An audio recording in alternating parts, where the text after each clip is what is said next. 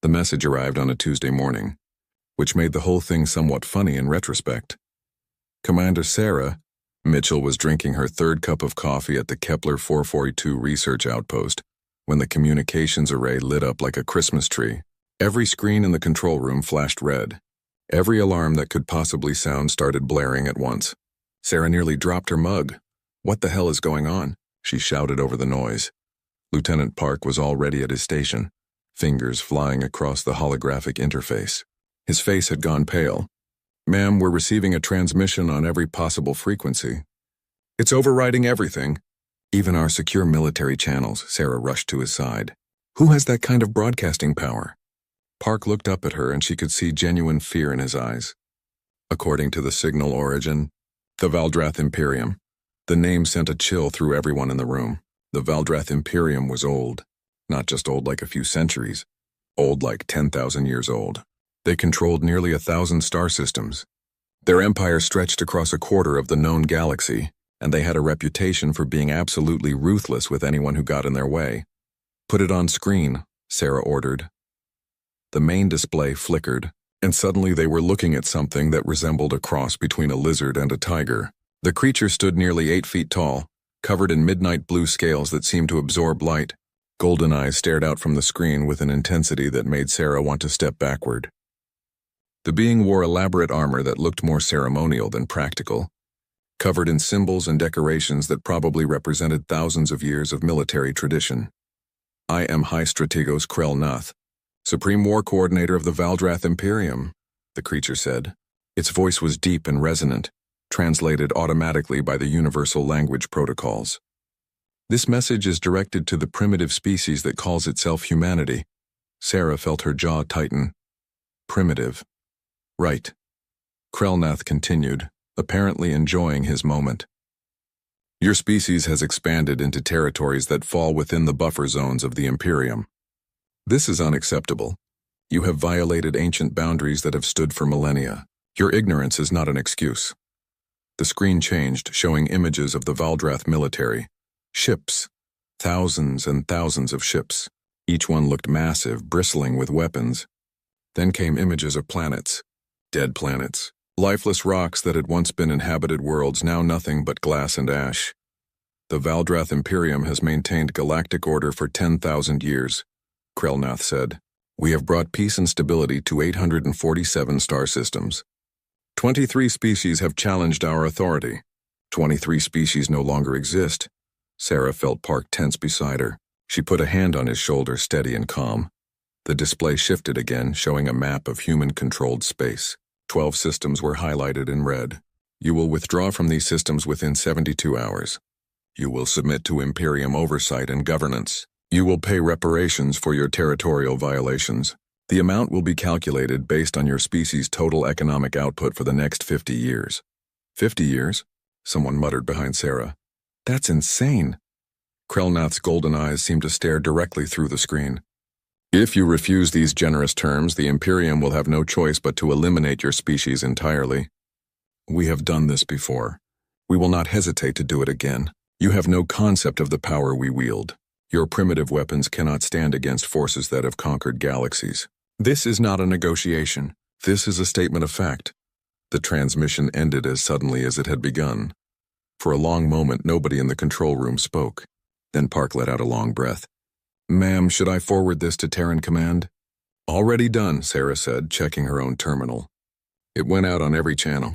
Everyone from Earth to the outer colonies received it. She paused. "And it looks like Command is already responding." The response from Admiral Rebecca Zhao came through less than an hour later. Sarah gathered her staff to watch it together. Admiral Zhao appeared on screen, sitting casually in her command chair aboard the flagship Indomitable. She was a woman in her mid-50s with short gray hair and the kind of face that had seen too much combat to be impressed by threats. She wore a simple uniform without any of the elaborate decorations the Valdrath seemed to favor. She looked directly into the camera and said, "Message received and acknowledged. We'll see you in 72 hours, that was it. No elaborate speech. No counter-threats. Just a simple confirmation that humanity had heard the Valdrath and would be ready." Sarah found herself smiling despite the situation. That was so perfectly human. No drama, no wasted words. just a promise to show up. Within minutes, the response started spreading across human space, and that's when things got interesting. The memes started appearing almost immediately. Someone had already edited Krelnath's face onto an angry cat. Another showed the Valdrath fleet with the caption, "Mom said it's my turn with the Galaxy." A particularly creative person had made a video comparing the Imperium's dramatic entrance to a toddler's tantrum. Sarah's personal favorite was simple: a picture of Admiral Zhao's unimpressed face next to Krelnath's threatening glare, captioned, "Tell me you've never fought humans without telling me you've never fought humans." The civilian networks were exploding with commentary. News anchors tried to maintain serious expressions while discussing the threat, but you could see the disbelief in their eyes. Talk shows devoted entire segments to breaking down exactly how badly the Valdrath had miscalculated. "They think we're primitives," one military analyst said on the evening news. "They probably looked at our colony ships and research stations and assumed we're still in the early space age. They have no idea what our actual military looks like." Another expert, a retired general, was even more blunt. "The Valdrath have been fighting species that barely have fusion drives. We have gravitational field manipulation. We have AI-assisted targeting systems. We have weapons that move at significant fractions of light speed. This isn't going to be the fight they think it is." On military channels, the mood was different but equally confident. Veterans of the Proxima Wars were sharing old stories. The Proxima Wars had been brutal. Humans fighting humans with weapons designed to kill other humans. Bioweapons, nuclear weapons, AI-controlled drone swarms, kinetic bombardment. Every nasty trick that intelligent beings could devise, humans had tried on each other. "We spent 200 years perfecting the art of killing ourselves," one old sergeant said in a message that got shared 1,000,000 times. "These lizards have been beating up on species that don't even have railguns. They're in for a very bad day." Sarah watched all of this from her station in Kepler 442 and felt something she hadn't expected. Not fear, not anxiety. Just a calm certainty that humanity knew exactly what it was doing. The Terran Third Fleet didn't rush to defensive positions. They didn't panic. They didn't even seem particularly concerned. Admiral Zhao's ships maintained their standard patrol patterns. Supply runs continued as scheduled. Training exercises went on as planned. It was the most insulting possible response to the Valdrath ultimatum. Humanity had heard their threat and essentially shrugged. 72 hours suddenly seemed like a very long time to wait. High Strategos Krelnath stood in the command center of the Eternal Dominion and tried to understand what he was seeing. Or rather, what he was not seeing. The humans had not moved. "Explain this to me again," he said to his intelligence officer, a younger Valdrath named Sorendax. "We issued our ultimatum 48 hours ago. Their deadline expires in 24 hours. And their fleet has done what exactly?" Sorendax pulled up the tactical display, showing the positions of all known human ships in the disputed territory. "Nothing, Strategos. The Terran Third Fleet remains in standard patrol formation. They have not recalled additional forces. They have not fortified their positions. They appear to be waiting." Krelnath's tail lashed in confusion. "Have they responded at all?" "Only the initial acknowledgement from their Admiral Zhao. Since then, silence. Their civilian networks show significant activity, but no military movements that our sensors can detect." One of Krelnath's advisors, an old warrior named Thexular, spoke up. "Perhaps they are paralyzed with fear. We have seen this before. Some species simply freeze when confronted with overwhelming force." Another advisor nodded enthusiastically. Yes. The Korath did the same thing. They received our ultimatum and simply stopped functioning as a military force. It made the conquest almost too easy." Krelnath considered this. It made sense. Humanity was young. Their oldest colonies were barely 200 years old. They had encountered other species but had never faced a true galactic power. The shock of learning they were not alone, that there were forces vastly stronger than themselves, must have been devastating. "Very well," Krelnath said. "We will assemble the punishment fleet. 5,000 vessels should be more than sufficient." Thexular looked surprised. 5,000? "Strategos, we have never needed more than 1,000 ships to conquer a species. 5,000 seems excessive." "It is meant to send a message," Krelnath replied. "Not just to the humans, but to the entire galaxy. Let everyone see what happens to those who defy the Imperium. We will not simply defeat them. We will erase them so thoroughly that no species will dare challenge us for another 1,000 years. The orders went out immediately. 5,000 warships from across the Imperium began converging on the rally point. Each ship was massive by human standards, some stretching over 2 kilometers in length. They were armed with plasma lances that could melt continents. They had shields that could withstand direct nuclear strikes. They carried tens of thousands of Valdrath warriors, the elite fighter caste that had never lost a boarding action. The fleet assembled over the course of 20 hours, forming into traditional Valdrath battle formation. The Phalanx, it was called, a formation that had been used for 7,000 years and had never been broken. Ships arranged in overlapping layers, shields creating a nearly impenetrable wall of energy. It was beautiful in its way, a testament to thousands of years of military tradition. Krelnath felt pride swelling in his chest as he looked at the assembled force. This was the might of the Imperium. This was the power that had brought order to the galaxy. Meanwhile, aboard the Indomitable, Admiral Rebecca Zhao was having a very different kind of meeting. The holoconference room showed the faces of 89 ship captains, each commanding one of the vessels in the Terran Third Fleet. The atmosphere was casual in a way that would have shocked the Valdrath. Captain Chen of the destroyer Persistence was eating a sandwich. Commander Jackson of the cruiser Defiant was drinking coffee from a mug that said, "I'm not arguing. I'm just explaining why I'm right." Several captains were clearly multitasking, reviewing data on secondary screens while listening to the briefing. "All right, people, listen up," Zhao said, pulling up a tactical display. "Our friends from the Valdrath are bringing 5,000 ships. That's about a 56-to-1 numerical advantage." "Sounds fair," someone muttered, and there was scattered laughter. Zhao allowed herself a small smile. "Terran intelligence has been busy. We've cracked their shield frequencies. We know their weapon systems. We understand their tactical doctrine. And the picture that emerges is interesting." She expanded the display, showing detailed scans of Valdrath technology. They're using directed energy weapons almost exclusively. Plasma lances, particle beams, stuff like that. Very powerful against unshielded targets or against other energy-based defenses. Their shields are optimized for this type of warfare. Captain Chen finished his sandwich and wiped his hands. "Let me guess. They've never fought anyone with kinetic weapons." "Worse than that," Zhao replied. "According to the intelligence reports, the most advanced species they've conquered in the last 3,000 years had early fusion drives and basic missile technology. Everything else was even more primitive. They've been beating up on civilizations that are barely space-capable."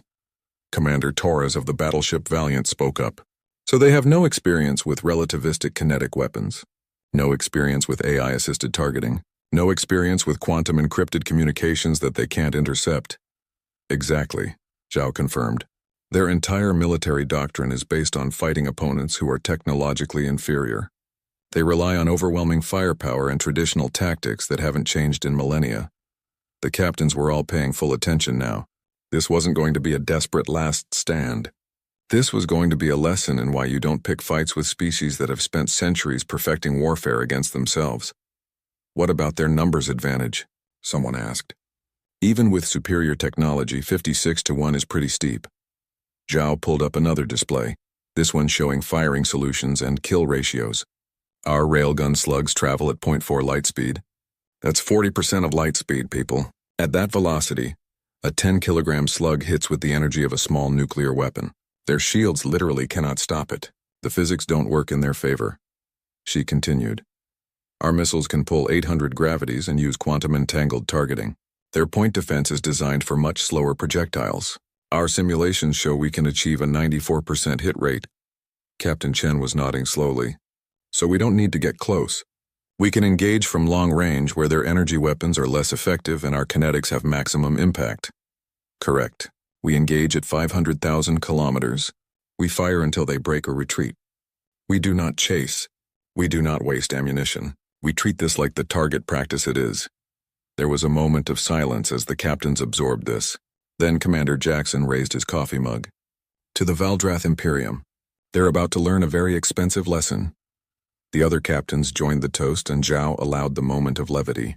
These were good people. Experienced officers who had trained for decades. Many of them were veterans of the Proxima Wars, that brutal period when humanity had fought itself with everything from bioweapons to AI-controlled kill swarms. The Proxima Wars had nearly destroyed humanity. Entire colonies had been wiped out. Earth itself had come close to being rendered uninhabitable. But humanity had survived, learned, and emerged with a military doctrine that was utterly ruthless in its efficiency. "One more thing," Zhao said, bringing the meeting back to focus. "After we engage, the Valdrath are going to retreat. They're going to go back to their empire and tell everyone that humanity has powerful weapons. They're going to prepare a counterattack with even more ships." "Let them," Captain Chen said. "We've got plans for that too." Zhao nodded. "Yes, we do, but that's Phase 2. For now, we focus on Phase 1. Show them that their numbers don't matter. Show them that their ancient tactics don't work. Show them that humanity is not some primitive species they can push around." She looked at each captain in turn. "We didn't ask for this war, but we're going to finish it." Questions? There were none. Everyone knew what needed to be done. As the holoconference ended and the captains returned to their ships, Zhao sat alone in her ready room. She pulled up the intelligence reports one more time, reading through the details of Valdrath military history. 10,000 years of conquering weaker species. 10,000 years of never facing a real challenge. It made them confident. Arrogant, even. They truly believed they were invincible. That arrogance was going to cost them everything. The Valdrath fleet arrived in the Kepler 442 system with all the ceremony and spectacle that 10,000 years of military tradition could provide. 5,000 warships dropped out of faster-than-light travel in perfect formation, the phalanx. Each ship took its designated position with practiced precision. Their shields activated simultaneously, creating a wall of shimmering energy that stretched for thousands of kilometers. The effect was designed to be overwhelming, to make any enemy lose hope before the first shot was fired. From the bridge of the Eternal Dominion, High Strategos Krell-Nath watched his fleet deploy and felt satisfaction. This was the might of the Imperium. This was inevitable victory. "Scan for human vessels," he ordered. The sensor officer worked his console for a moment, then looked up with confusion. "Strategos, I am detecting 89 human ships. They are holding position at their previous coordinates. They have not moved." Krell-Nath felt a flicker of irritation. "They are still there? In the same position?" "Yes, Strategos. They appear to be waiting for us." One of the junior officers let out a hissing laugh. "They have given up. They see our fleet and no resistance is pointless." But Thexelar, the old advisor, was frowning at his own display. "Something is wrong. Their power signatures are unusual. Our sensors cannot properly classify their defensive systems." "It does not matter," Krell-Nath said. "Open a channel. Let me speak to this Admiral Zhao." The communication went through immediately. The main screen showed a simple human bridge, nothing like the elaborate command center of the Eternal Dominion. Admiral Zhao sat in a plain chair wearing a plain uniform. She looked almost bored. "This is your final opportunity to surrender," Krell-Nath said. "You face 5,000 warships of the Valdrath Imperium. Your 89 vessels cannot possibly stand against us. Withdraw now, and your species will be allowed to exist as subjects of the Imperium. Refuse, and we will destroy every human colony, every human ship, every human world. Your species will be erased from history." Admiral Zhao listened to the translation, then leaned forward slightly. "Negative. Come and take it." The channel closed. For a moment, Krell-Nath just stared at the blank screen. Then his shock turned to rage. "Destroy them. All ships advance and engage." The Valdrath fleet moved forward in their traditional formation, shields overlapping, creating a wall of force that had broken armies for thousands of years. They crossed into engagement range at 800,000 kilometers. "Fire plasma lances," Krell-Nath ordered.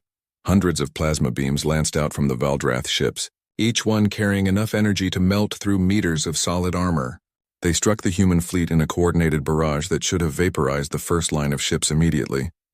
The beams hit something and dispersed. The energy just scattered, spreading out and dissipating harmlessly into space. "What?" Krell-Nath stared at the display in disbelief. "What are we hitting?" The sensor officer was frantically checking his readings. "I do not know, Strategos. There appears to be some kind of field around their ships, but it is not reading as a standard shield. Our plasma is being disrupted before it can reach the hulls." Thexelar's scales had gone pale. "Gravitational shearing. They are manipulating gravity fields to disperse our energy weapons. I have only read about such technology in theoretical papers. It should not be possible. The Valdrath fleet continued its advance, now at 600,000 kilometers. Officers were shouting updates, trying to understand what was happening. The humans still had not moved. They just sat there waiting. Then at 500,000 kilometers, the humans fired back. At first, nothing seemed to happen. There was no visible beam, no missile trail, nothing. Then Valdrath ships on the leading edge of the formation simply exploded. Not damaged, not disabled. They just came apart, huge warships disintegrating in bursts of metal and atmosphere. "Report," Krelnath roared. "Kinetic impacts," the sensor officer said, his voice shaking. "They are firing solid projectiles at extreme velocity. Our sensors barely detected them. Strategos, those projectiles are moving at 0.4 light speed." More ships exploded, then more. The human fleet was firing with methodical precision, each shot striking a different target. Every shot was a kill. "Shields at maximum. Return fire," Krelnath ordered. But the Valdrath shields, designed to stop energy weapons and slower missiles, did nothing against solid metal moving at relativistic speeds. The slugs punched through like the shields were not even there. Each impact released energy equivalent to a nuclear detonation. Ships that had survived centuries of combat were torn apart in seconds. Then the missiles arrived. They appeared on sensors moving at impossible speeds, pulling accelerations that should have torn them apart. The Valdrath point defense systems opened fire, trying to intercept them. Some missiles were destroyed. Most were not. The missiles weaved through defensive fire like they could predict where the shots would be, because they could. AI-assisted targeting, quantum processors calculating trajectories millions of times per second, technology that the Valdrath had never encountered. Fusion warheads detonated throughout the Valdrath formation. Ships disappeared in balls of nuclear fire. Others were caught in overlapping blast zones, their shields overwhelmed by multiple simultaneous detonations. Krelnath watched his fleet die. 200 ships gone. 500. 1,000. The numbers climbed with terrifying speed. His tactical display was a sea of red icons, each one representing a destroyed vessel. All ships evasive maneuvers. Break formation. But breaking formation just made it easier. The human targeting systems tracked each ship individually, adjusting fire patterns to maximize efficiency. The Valdrath fleet scattered, trying desperately to escape the killing zone. It did not matter. The railgun slugs traveled faster than any ship could maneuver. The missiles hunted their targets relentlessly. Aboard the Indomitable, Admiral Zhao watched the engagement with professional detachment. Her tactical officer called out updates in a calm, steady voice. Target Alpha 3 destroyed. Target Alpha 4 destroyed. Magazine at 87%. All systems nominal. Maintain firing pattern, Zhao ordered. Prioritize command vessels and heavy cruisers. Captain Chen's voice came through on the tactical net. Persistence reporting 300 confirmed kills. Their formation is completely broken. They are in full retreat. Zhao checked the chronometer. 14 minutes since the Valdrath fleet had opened fire. In those 14 minutes, 3,000 Valdrath warships had been destroyed. The survivors were fleeing in every direction, jumping to faster-than-light speeds as quickly as their drives could charge. Cease fire, Zhao ordered. Do not pursue. Let them run. The human fleet stopped shooting. 89 ships still in their original positions, not a single one damaged. Around them floated the debris of 3,000 Valdrath vessels. Aboard the Eternal Dominion, Krelnath sat in his command chair and tried to process what had happened. His fleet was gone. 5,000 ships reduced to less than 1,300 in minutes. The humans had barely moved. They had just sat there and executed his forces with clinical precision. Retreat, he said, his voice hollow. All ships retreat to the rally point. As his ship prepared to jump away, he looked at the tactical display one more time. The human fleet was still there, still waiting. They had not even bothered to chase him. It was the most insulting thing he had ever experienced. The humans could have pursued. They could have destroyed his remaining ships. But they chose not to. They had made their point. The Eternal Dominion jumped away, leaving behind the wreckage of Valdrath pride. Back in human space, the news spread like wildfire. Every network carried the footage, shot from long-range probes and observation posts. The galaxy watched as the mighty Valdrath Imperium, undefeated for 10,000 years, was broken in 14 minutes by a force they outnumbered 56-1. In bars across human colonies, people raised their glasses in celebration. Veterans laughed and slapped each other on the back. Children watched the footage with wide eyes, not fully understanding but knowing their parents were happy. And on military channels, the message was clear. Humanity had arrived. The galaxy had a new power to respect or fear. The emergency session of the Valdrath Imperial Council was unlike anything in the Imperium's history. For the first time in 4,000 years, they were discussing a military defeat. The Grand Chamber on Thesseron Prime was built to inspire awe. Massive columns reached toward a ceiling hundreds of meters high. Holographic displays showed maps of the entire Empire, 847 star systems glowing with the light of Valdrath control. But today, those displays seemed to mock them. Emperor Thracikel sat on his throne, ancient and terrible in his ceremonial armor. Around him, the council members argued in voices that echoed through the chamber. "We must strike back immediately," one general insisted. "Every day we wait, we appear weaker. Strike back with what?" Another council member shot back. "We sent 5,000 ships. Less than 1,300 returned. In 14 minutes, the humans destroyed 3,000 of our finest vessels." High Strategos Krelnath stood before the council, his scales dull with shame. He had commanded the greatest fleet the Imperium had assembled in centuries. He had returned with barely a quarter of his forces. "Explain it to us again," the Emperor said, his voice cold. "How did this happen?" Krelnath activated the holographic display, showing footage from the battle.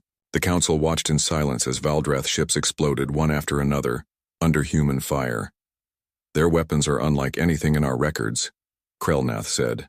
"They fire solid projectiles at relativistic speeds. Our shields designed for energy weapons cannot stop them. Each projectile hits with the force of a nuclear weapon. They fired with perfect accuracy. Every shot destroyed a ship." A science advisor spoke up, a thin Valdrath named Kesserin. "We have analyzed the wreckage. The projectiles are simple metal slugs, accelerated to 40% of light speed using magnetic fields. The technology is not complex. It is simply highly effective." "Why have we never encountered this before?" someone asked. "Because every species we have conquered in the last 3,000 years was technologically primitive," Kesseran replied. "The most advanced had early fusion drives and basic missiles. None had developed gravitational manipulation, AI-assisted targeting, or relativistic kinetic weapons.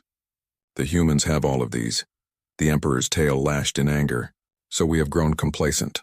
We have spent millennia beating primitives and forgot what real warfare looks like." Thexler, who had survived the battle, stepped forward. "There is something else, Emperor. The way they fought. There was no passion, no rage, no honor.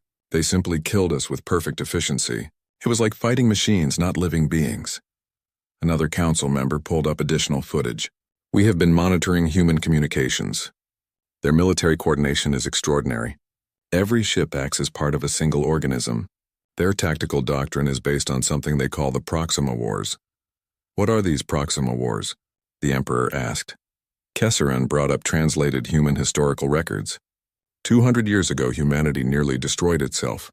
Multiple factions fought with nuclear weapons, biological weapons, and AI-controlled combat systems. Entire colonies were wiped out. Their homeworld came close to being uninhabitable. The weapons they used on us, they originally designed to kill each other. The chamber fell silent. The implications were staggering. Humanity had fought itself with weapons designed to kill beings just as intelligent and resourceful as themselves. Every tactic, every strategy, every weapon system had been refined through wars against opponents who could think and adapt. The Valdrath, by contrast, had spent millennia conquering species that could barely fight back. "We need a new strategy," the Emperor said finally. "Clearly our traditional approach will not work." "What are our options?" The military council began discussing possibilities. "Develop new shields that could stop kinetic weapons. Design ships specifically to counter human tactics. Perhaps attempt boarding actions, where Valdrath warriors might have an advantage in close combat."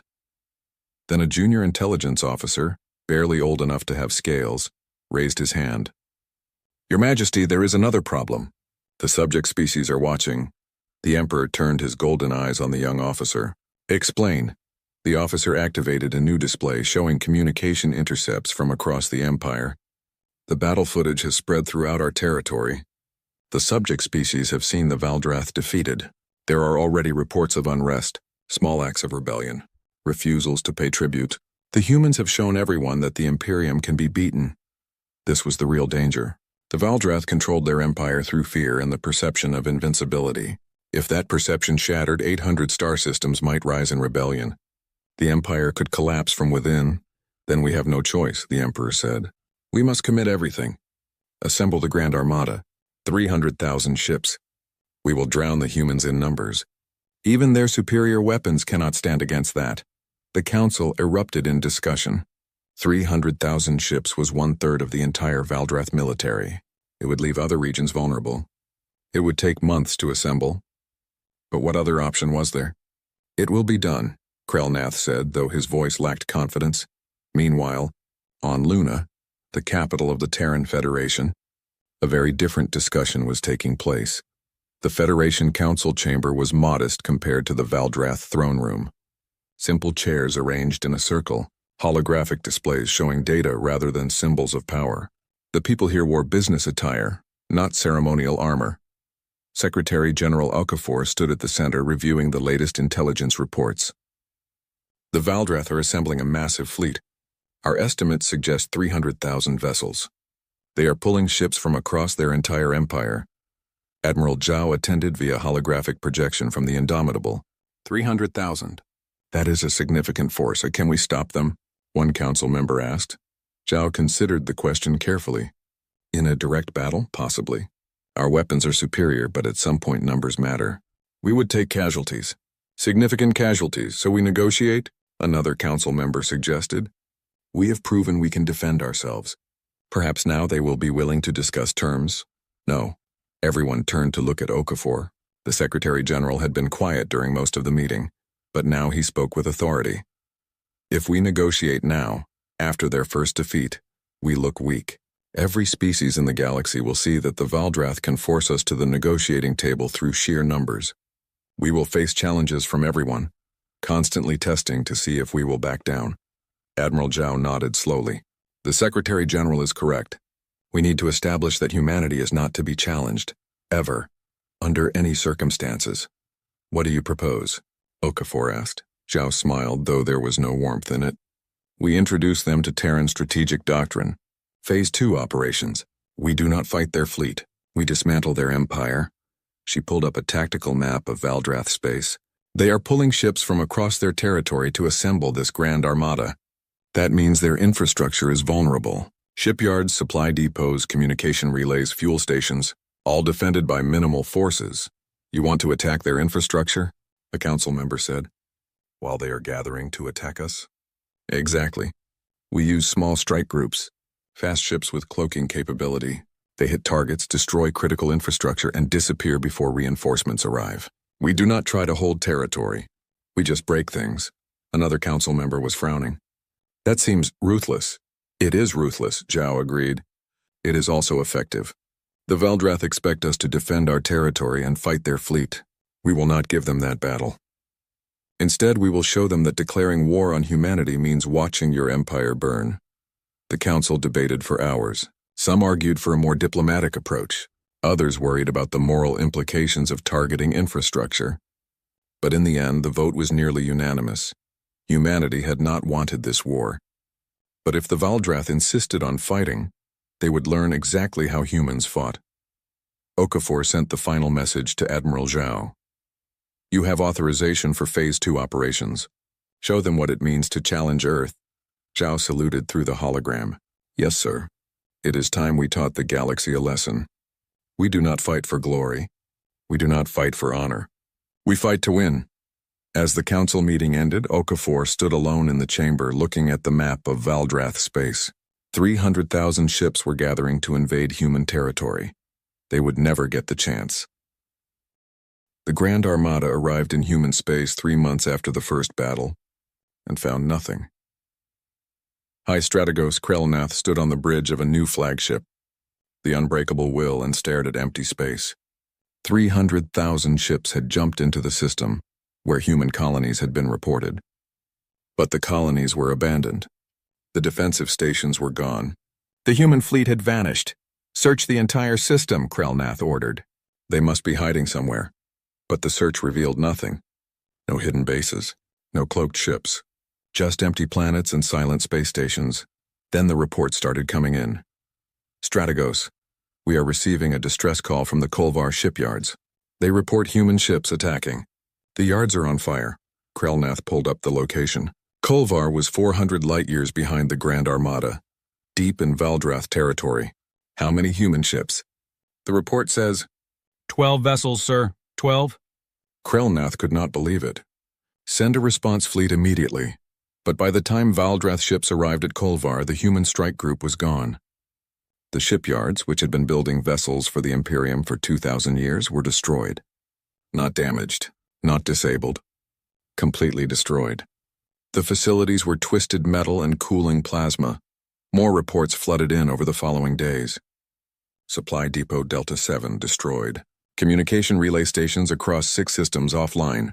Fuel refineries at Thexan Prime reduced to slag. Every attack followed the same pattern. A small group of human ships would appear, strike with devastating efficiency, and vanish before reinforcements could arrive. The Grand Armada sat in empty human space, unable to find an enemy to fight, while behind them the Valdrath Empire burned. They are not fighting us, Thexuler said quietly. They are dismantling our infrastructure. Krelnath slammed his fist against the command console. Then we return. We defend our territory. And do what? Thexuler asked. Chase small groups of ships across hundreds of systems? They are hitting targets faster than we can respond. The moment we move to defend one location, they strike 3 others. It was a nightmare scenario. The Grand Armada was designed for massive fleet battles, for overwhelming force applied to a single location.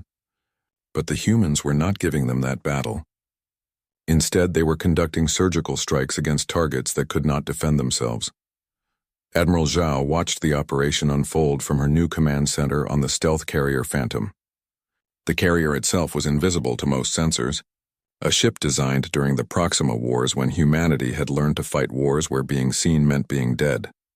Around her, displays showed the status of 30 different strike groups operating across Valdrath space. Each group consisted of 10 to 15 ships, all equipped with the latest stealth technology and powered by the most advanced reactors humanity could build. Strike Group 7. Report successful destruction of shipyard. Facilities at Morath, her tactical officer reported. 0 casualties. Strike Group 12 is moving on the fuel depot at Xerxes Prime. Estimated time to target 6 hours. Zhao marked the targets on her tactical map. Red dots spread across Valdrath territory like an infection. Every red dot was a critical piece of infrastructure that the Imperium needed to maintain its empire. And humanity was destroying them one by one. What is the status of the Grand Armada? She asked. Still holding position in the Kepler system. They seem paralyzed. Our intelligence suggests they are receiving dozens of distress calls and cannot decide which to respond to. Zhao allowed herself a small smile. This was classic strategic warfare. You did not fight the enemy's strength. You avoided the Grand Armada entirely and attacked everything that supported it. Supply chains, communication networks, industrial capacity, the things that a massive fleet needed to function.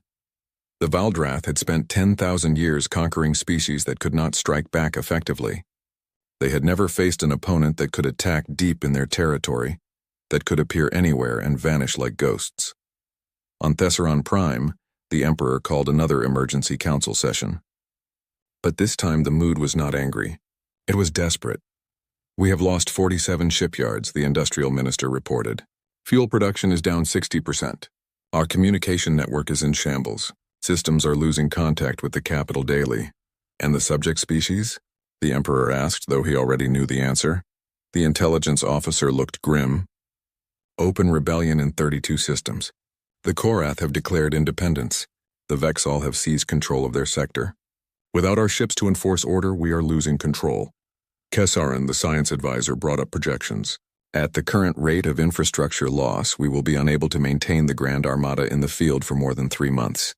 After that, ships will begin running out of fuel and ammunition. They will be forced to return to bases that may no longer exist. The Emperor stood from his throne and walked to the massive windows overlooking the capital city. For 10,000 years, Valdrath had ruled this empire. They had brought order to chaos. They had built something that was supposed to last forever, and humanity was taking it apart in months. What are our casualties? He asked quietly. Minimal, Emperor. The humans are not targeting civilian populations. They are only destroying military and industrial targets. But the economic damage is catastrophic. The Emperor understood. The humans were showing restraint. They could have attacked cities. They could have killed billions of Valdrath civilians. But they chose not to. This was a deliberate message. We can destroy everything you have built, but we are not monsters. It made the defeat even more bitter. Then came the incident that ended the war. The stealth frigate Shadow of Terra, one of humanity's most advanced ships, penetrated the Thesseron system defenses. It was a vessel designed for exactly this kind of mission, equipped with technology that made it almost invisible, and piloted by some of the best officers in the Terran fleet. Commander Lisa Park sat in the captain's chair, watching the approach to Thesseron Prime. Target lock confirmed. Kinetic impactor ready. Range to target? She asked. 200,000 kilometers. We are within the minimum defense perimeter, but their sensors have not detected us. Park took a breath. This was the mission.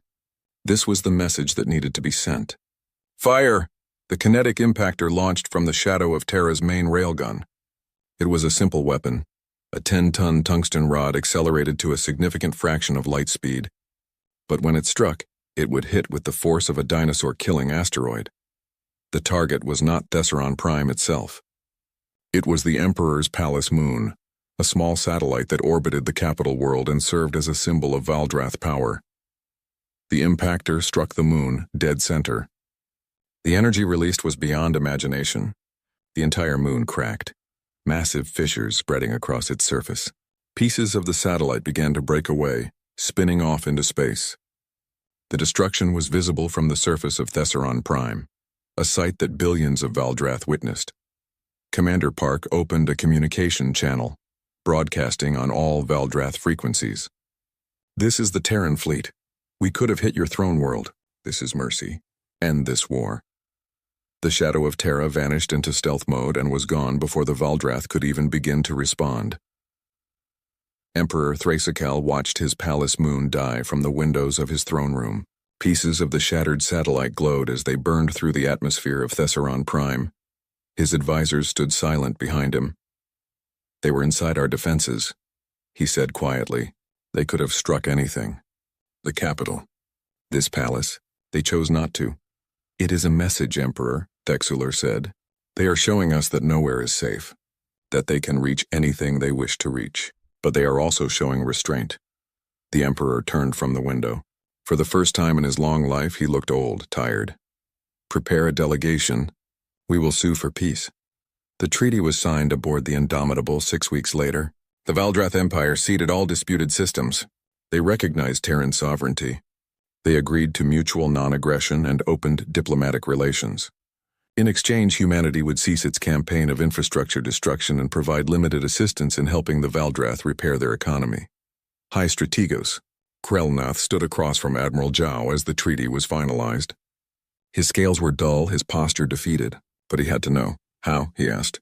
How did a species so young become so lethal? Zhao looked at him with something that might have been pity. We spent 200 years fighting ourselves. The Proxima Wars nearly destroyed us. We used nuclear weapons, bioweapons, AI-controlled kill swarms. We fought with everything we had because we were fighting other humans. Beings just as intelligent as us, just as resourceful. Every weapon we have, every tactic we use was designed to kill opponents who could think and adapt and learn. She paused, letting that sink in. You spent 10,000 years conquering primitives, species that could barely reach their own moons. You never faced a real challenge. You never had to innovate. You never had to learn what real warfare looks like. Krelnath was silent for a long moment. Then you never stood a chance. That is what you are saying. From the moment you issued that ultimatum, this outcome was inevitable. You just did not know it yet. Thank you for watching and comment for next part.